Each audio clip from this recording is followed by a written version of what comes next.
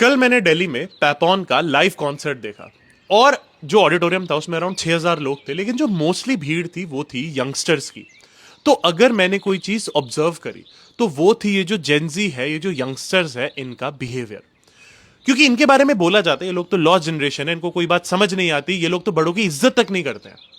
तो ये जितने भी यंगस्टर्स थे इन्हें पता था कि हम सब साथ में एंजॉय करने आए, तो आराम से आके टिकट की लाइन में लगे, अपनी सीट पे जाके बैठे।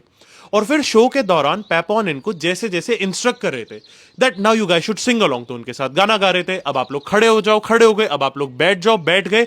बेसिकली पूरे शो में जैसा उनको इंस्ट्रक्ट किया गया था, बड़े मजे से अपनी सीट पे बैठ के इंजॉय कर रहे थे। लेकिन अगर किसी का बिहेवियर अखर रहा था, स्टैंड आउट कर रहा था, तो वो थी ये जो ओल्डर जनरेशन है, ये जो सो कॉल्ड इंटेलिजेंट जनरेशन है। ये लोग कभी टिकट की लाइन तोड़ के आगे बढ़ रहे हैं, उसके बाद अपनी सीट पे खड़े होके नाच रहे हैं, सबको डिस्टर्ब कर रहे हैं। और फिर जब लोग बोल रहे हैं कि सर आप सबका व्यू ब्लॉक कर रहे हो, आप प्लीज बैठ जाओ, तो उन्हीं के ऊपर चिल्ला रहे हैं कि हम तो टिकट के पैसे दे के आए, हम तो मजे करने आए हैं, तुम लोग भी खड़े हो जाओ। और हर जो यंगस्टर था वहां पे, उसके चेहरे पे एक ही एक्सप्रेशन था कि यार ये कौन लोग हैं जिनसे सिंपल इंस्ट्रक्शंस तक फॉलो नहीं होती।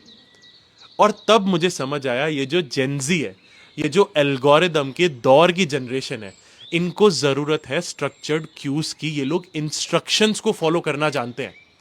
तो इनको आप लॉजिक दे सकते हो, रिस्पेक्ट दो, आप इनको चीजें अच्छे से समझाओ, क्लैरिटी से। आप इन्हें लेक्चर नहीं दे सकते हो। आप इन्हें बोलो कि हम तो बड़े हैं इसलिए हमारी बात मानो, उससे बात नहीं बनेगी। ये लोग नोटिस करते हैं कि आपकी क्या टोन है, आप किस टोन में इनसे बात कर रहे हो। तो अगर किसी को बदलने की जरूरत है तो वो जेंजी को नहीं, वो इन आउटडेटेड कम्युनिकेशन स्टाइल्स को बदलने की जरूरत है। What do you guys think about it?